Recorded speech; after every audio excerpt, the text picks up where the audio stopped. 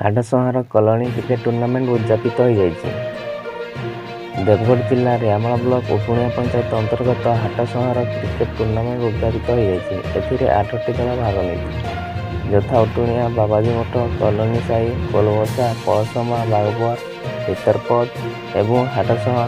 ଆଜିର ଏହି match 20 over ବିଶିଷ୍ଟ ହୋଇଥିବା ବେଳେ ଉଟୁଣିଆ କ୍ରିକେଟ କ୍ଲବ ପ୍ରଥମେ ଟସ୍ ଜିତି ବ୍ୟାଟିଂର ନିଷ୍ପତ୍ତି ନେଇ 13 ଓଭର 3 ବଲରେ ସମସ୍ତ ୱିକେଟ ହରାଇ 69 ରନ୍ ସଂଗ୍ରହ କରିଥିଲା।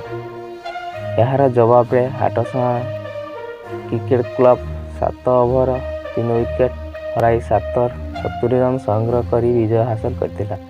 ଆଜିର ଖେଳ ପରିଚାଳନା କାହ୍ନା ନାୟକ ଓ ସିପୁନ ସାହୁ କରିଥିବା ବେଳେ ଭାଷଣବାଜିରେ ପ୍ରଶାନ୍ତ କୁମାର ନାୟକ ଏବଂ ସ୍କୋରବୋର୍ଡ ପପୁନ ସାହୁ ତୁଲାଇଥିଲେ।